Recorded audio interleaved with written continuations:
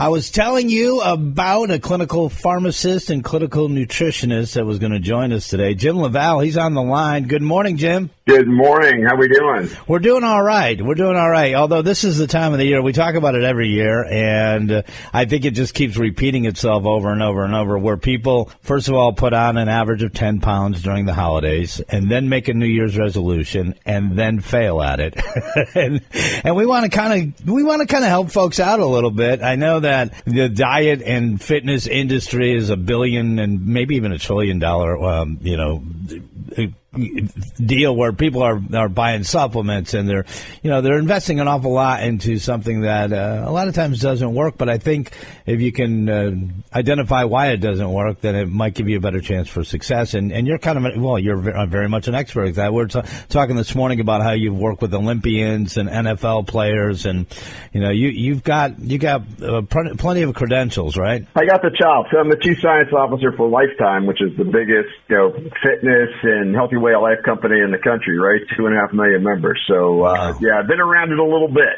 That is great. And, I know you deal a lot with people that are maybe over 40, which is a lot of our listeners fall in that category. I fall in that category, pushing 60. One thing I did want to ask you about, because we can actually spend hours. There's so many different things that we can cover. But when it comes to pharmaceuticals, I'm not a big fan, except when it comes to like testosterone replacement therapy. And this is, I look at social media groups and I see conversations about it, and it's probably one of the most controversial things. Some people say, it's not like juicing or taking steroids. It's just, giving yourself something that you used to normally produce and now you don't anymore. Other people say, no, it's just the same as, going through a cycle and taking steroids. I mean, what do you weigh in on that? Well, I think that bioidentical hormone replacement for testosterone is incredibly important for men and, in fact, even women as they're aging, because we know that when men have low testosterone, they're at higher risk for, all-cause mortality if they get into a hospital event.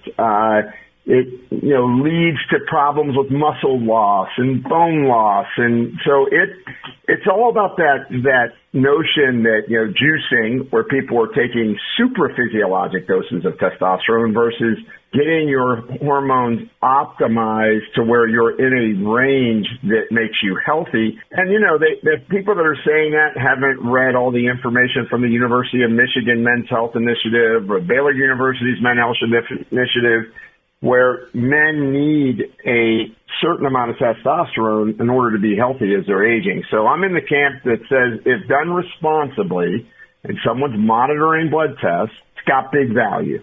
Now, what about what they would, promote themselves as being, just natural ways, like, and I'll just throw it out there, Test Boost Max. You got this guy who looks phenomenal, and he talks about how he spent all these, this guy, you have to sit through like an hour and a half video, and he telling you about all the herbs and all the things that, and you could do this yourself, but I've done it for you and this and that. But is it just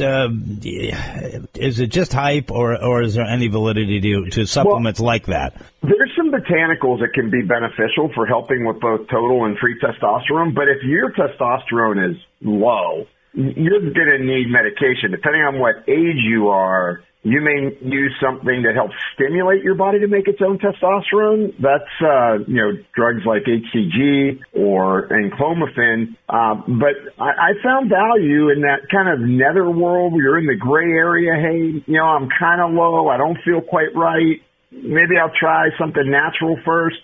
It can be of value, but is the product actually formulated with the actual extracts and the correct amounts that have been shown to be supportive for testosterone production, in a male when they take it, right? Right. A lot of good marketing out there, and many times the actual substance falls short of the marketing heist. Yeah, and that's, I think everybody's a little concerned about that. And there are products, I'm sure, that have some benefit, although there really isn't just a magic pill. If there was a pill that you could take and be perfect, physically perfect, then everybody would do it, and we wouldn't be spending billions and billions and billions of dollars. But there are tried and true ways to, first of all, we want to speed up our metabolism.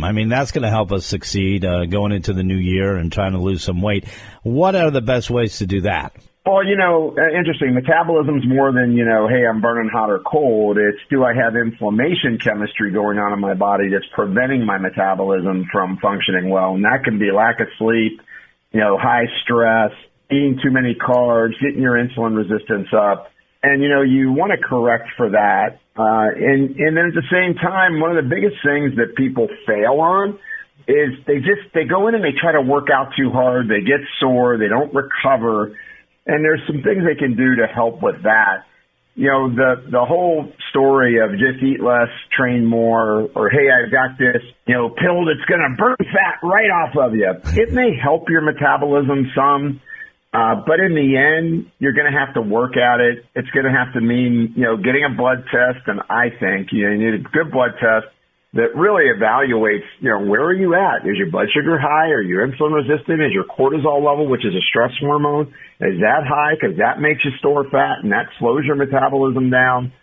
So there's a lot of things that go into it that I think, we're still just being told, hey, your metabolism's fast or slow, turn up the heat and you're going to burn all the fat off. And if that was the case, we wouldn't have a 70+% population that's overweight. Yeah, I mean, it is really getting to, it's already at epidemic proportions.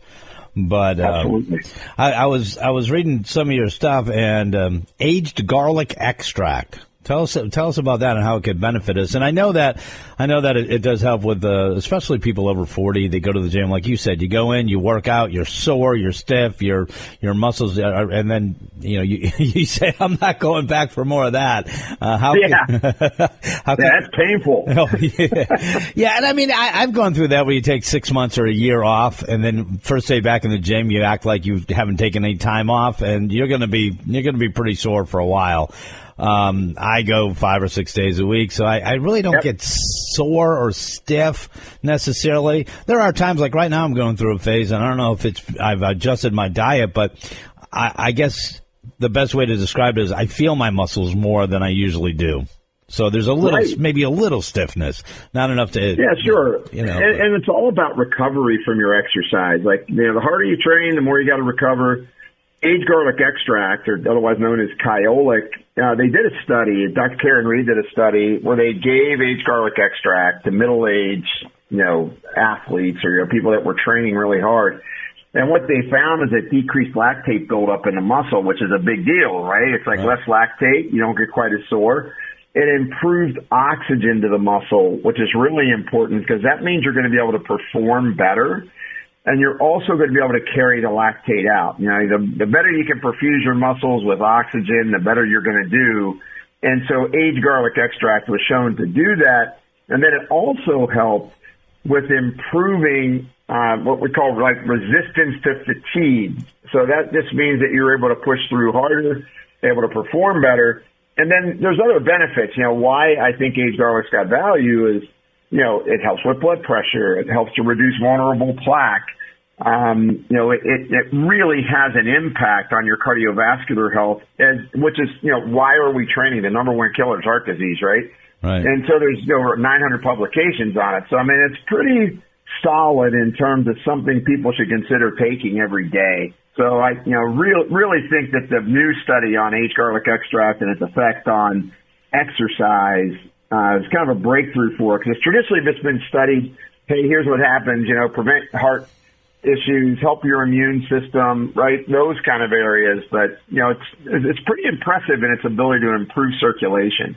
Now, how important, and is there an easy way to figure out probiotics? I've gone from eating yogurt and sauerkraut to taking this, 60 billion, or 20 billion or 30 billion. I don't even know what any of that means, but I know that it's kind of important for your gut health.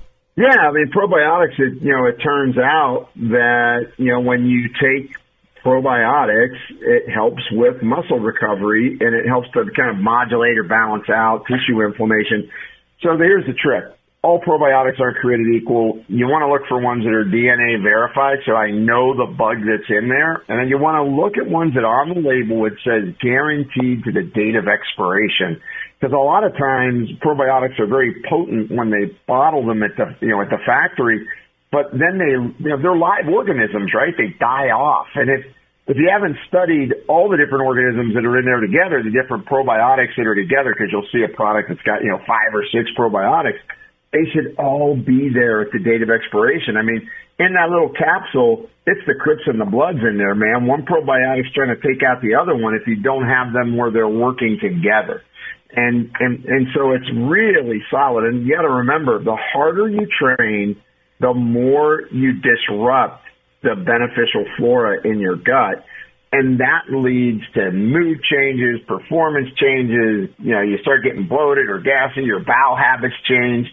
So probiotics end up being kind of important. I know I did a talk at the NBA Summit, about a year ago, and was talking about it to all, the NBA teams, because it's something that you just don't realize. And it's surprising how many athletes will complain of, a little bit of GI distress, which, isn't always the best when you're trying to get out there and perform at your best. Right. Why is it every time you mention negative, I'm like, I can relate to that.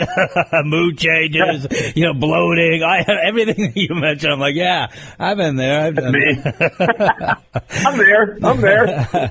I know that you've written a lot of books. Of course, Cracking the Metabolic Code is one of them. What would your recommendation be if somebody really was serious about, hey, you know what, I'm going to have a cheat week for the next week or even 2 weeks until New Year's Day. I'm going to eat whatever I want. If I gain 10 pounds, who cares? But then I'm really going to get serious. And I always say, don't make it a New Year's resolution, because the minute the minute you falter, you're going to be like, I'll try again next year. But I'm trying to transition to a lifestyle change during the month of January, and then stick with it for the next 11 months after that. But what's the best way to get all this information for people? If they're interested in the aged garlic extract, they can go to kyolic.com. If they're interested in fitness and performance information or health and inflammation, they can go to The Real Jim LaValle on Instagram. I post a lot of studies, talk about it, got a lot of reels on there. It really helps people to try to understand, what am I doing? How do I do it? And more importantly, you're exactly right. Forget about the New Year's resolution. Just try and start adopting healthier habits. If you haven't been exercising, start with zone 2 walking. Then work your way into the gym. Start with a 15-minute weighted workout. You don't have to go in there and try to crush it for an hour, the first time you walk in the gym in a year, Yeah. So it's all about gauging and creating attainable goals. Everybody's not a Spartan. Most people need to change slowly over time. So just start chipping away at those areas that, you need to do. Nobody's got a weighted remote controller for their TV. So, maybe don't sit in front of the TV quite so much. There you go.